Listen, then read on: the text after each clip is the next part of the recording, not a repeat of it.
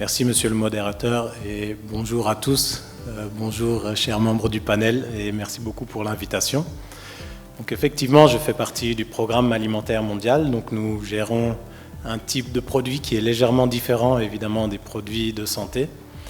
Le PAM, chaque année, fait de l'assistance alimentaire pour à peu près 100 millions de personnes dans plus de 80 pays. Donc c'est considérable. Cette aide alimentaire, elle va surtout sur des pays qui sont en crise, sur des situations de crise humanitaire. Pardon. Donc on peut penser aux pays du Sahel. Actuellement, on peut penser au bassin du Tchad, au nord du Nigeria, mais aussi à d'autres endroits, la République centrafricaine, le Yémen, la Syrie et plus récemment l'Ukraine. Maintenant, je vais essayer un petit peu d'expliquer comment le PAM s'y prend pour faire fonctionner sa chaîne d'approvisionnement dans ces contextes de crise. Tout d'abord, la chaîne d'approvisionnement du PAM, juste quelques chiffres.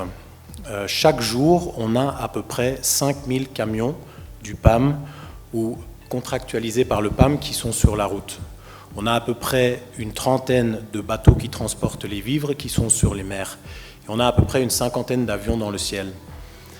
Je dis cela, c'est parce que je veux mettre l'accent sur l'importance de notre chaîne d'approvisionnement. C'est réellement un outil stratégique. Et moi, en tant que logisticien du PAM, j'ai tendance à dire que le PAM est une organisation de chaîne d'approvisionnement, de logistique. Tous mes collègues ne seraient pas d'accord, mais c'est le point de vue du logisticien.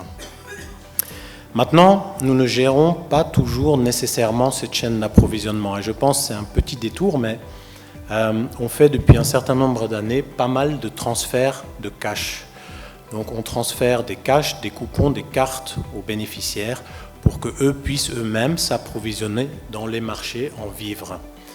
À ce moment-là, on ne gère pas directement la chaîne d'approvisionnement, mais on supporte les chaînes d'approvisionnement du marché lorsque ces marchés fonctionnent.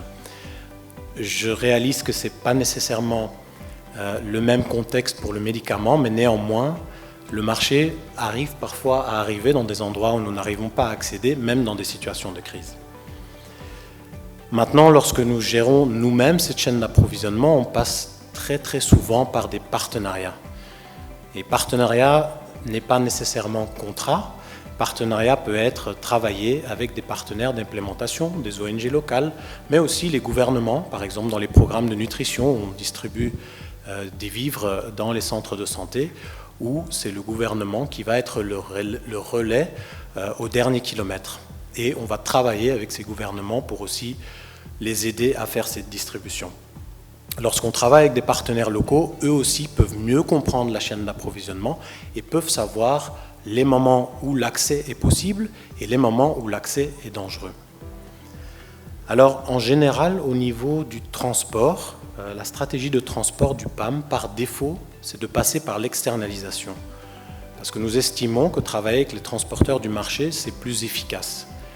Lorsque vous avez votre propre flotte, vous allez devoir gérer des actifs, vous allez devoir gérer des personnes, et en plus, vous n'avez pas la possibilité, comme les transporteurs du marché, de consolider des volumes avec différents types de produits et de commodités pour optimiser ce transport.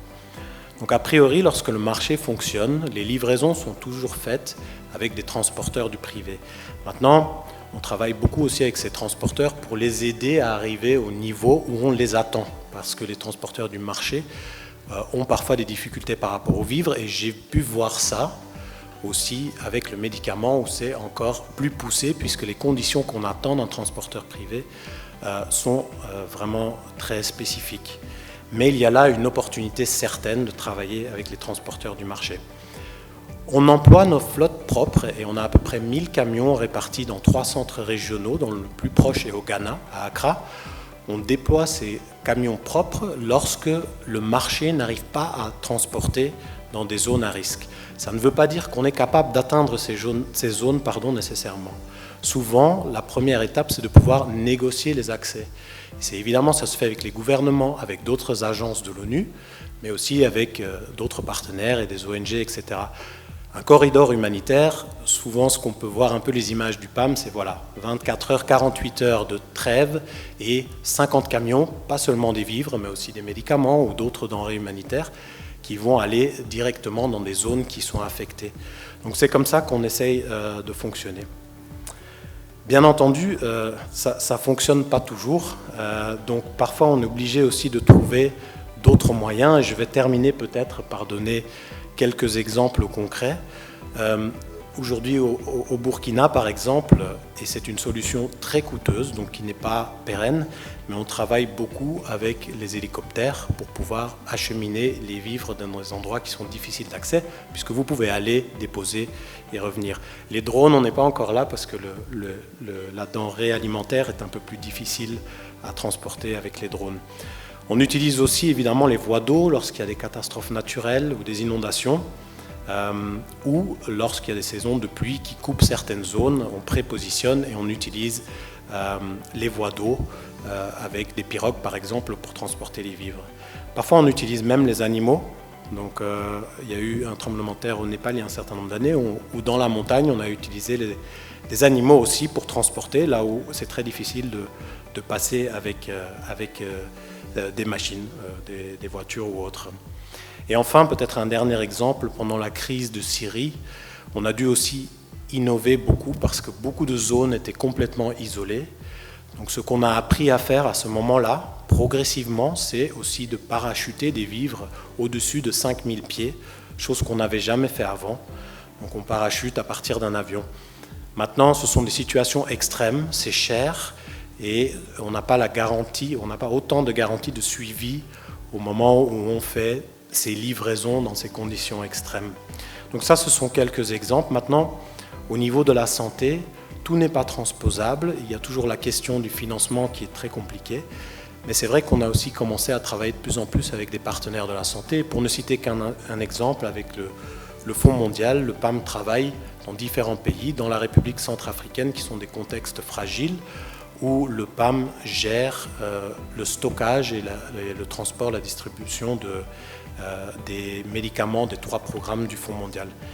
Donc c'est un exemple comment ces choses comment on peut mutualiser et comment les moyens logistiques peuvent être mis à disposition aussi du secteur de la santé publique.